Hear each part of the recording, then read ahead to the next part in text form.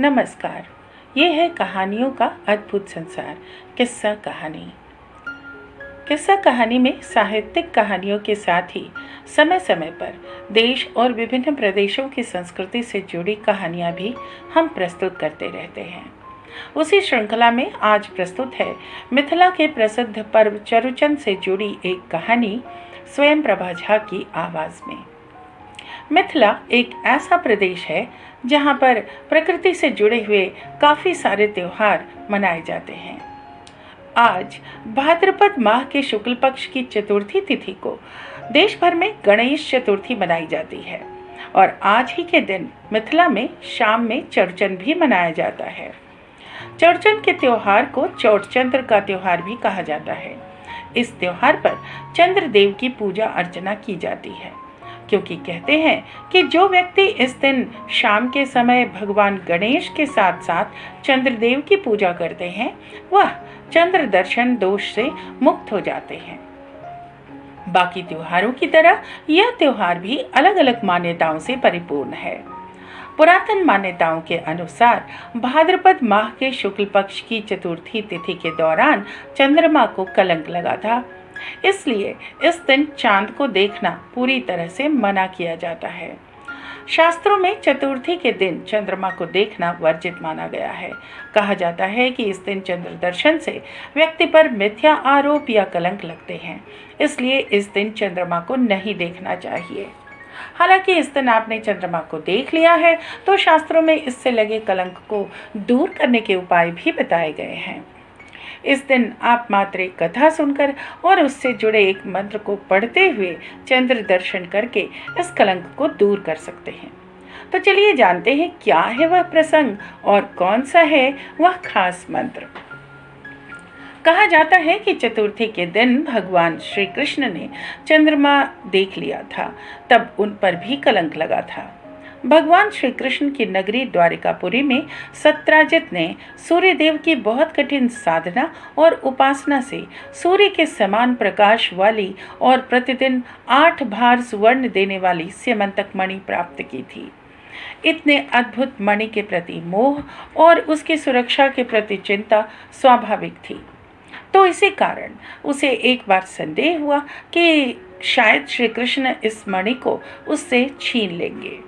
ऐसा सोचकर उसने वह दिव्य स्यमंतक मणि अपने भाई प्रसेन को पहना दी। एक दिन प्रसेन वन में आखेट के लिए यानी शिकार करने गया। उसी दौरान एक सिंह ने उसे मारकर उसको अपना भोजन बना लिया। इस तरह वह स्यमंतक मणि उस सिंह के पास चली गई। अब सिंह से वह मणि जांबवान ने छीन ली। यह सभी कुछ चूंकि वन में यानी जंगल में घटा था, इसलिए किसी को इसके बारे में कुछ भी पता नहीं चल पाया।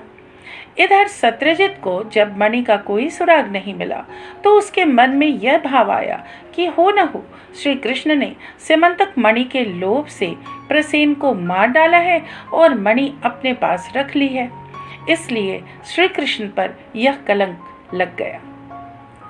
दूसरी तरफ अंतर्यामी श्री कृष्ण को जब सच्चाई का पता चला कि वह मणि किस तरह जांबवान के पास चली गई है, तो वो जांबवान की गुफा में चले गए। उस मणि के स्वामित्व के लिए दोनों में 21 दिनों तक घोर युद्ध हुआ।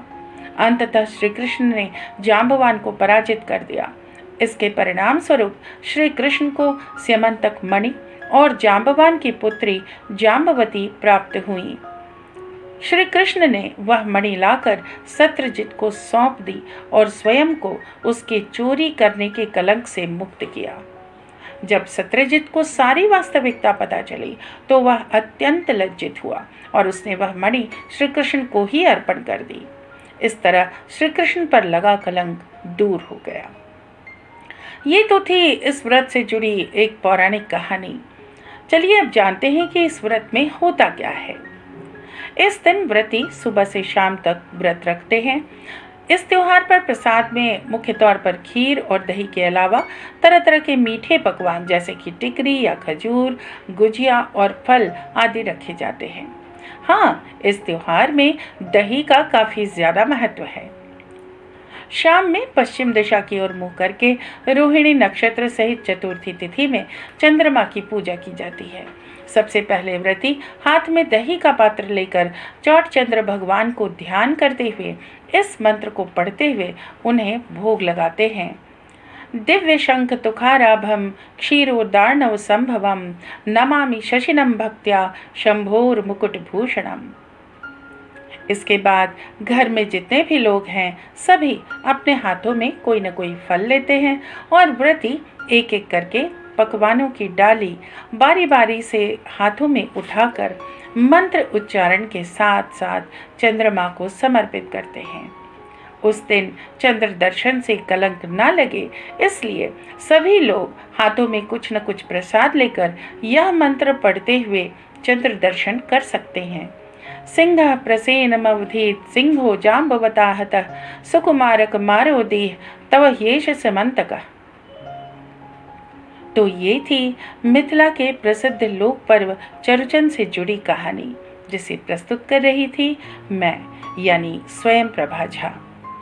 फिर मिलते हैं एक नई कहानी के साथ।